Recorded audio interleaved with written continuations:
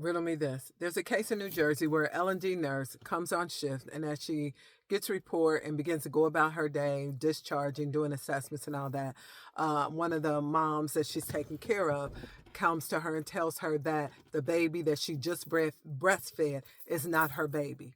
What they find is during the night, two of the three babies, two of them went to the nurse's station or the nursery for a period of time. Somehow these babies were switched when they were taken back to their moms. Both of these babies have been breastfed by these mothers that were not their mom. All right. So once the mom reported to the nurse, the day shift nurse, that this was not her baby, the nurse goes and follows all the necessary protocols to, that were policy. All right. So what happens is that nurse ends up getting fired because they said, they call it gross negligence. She didn't follow policy.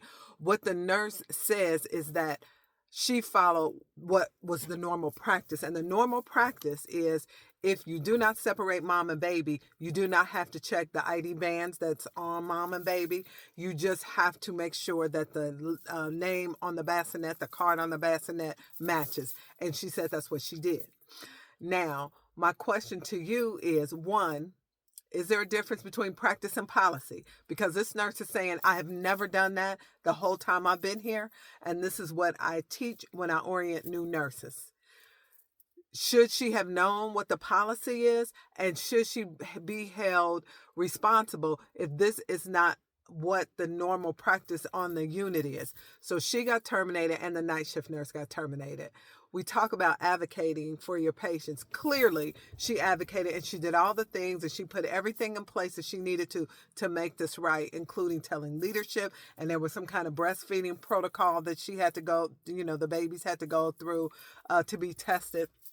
She did all the things that she was supposed to do to advocate for her patient, to make sure that everything was okay. But she still got terminated. Not only terminated, reported to her board of nursing. What are your thoughts about advocating in this case? Do you think that this nurse, the day shift nurse, who was not there during the shift, the switch, do you think that she should be terminated?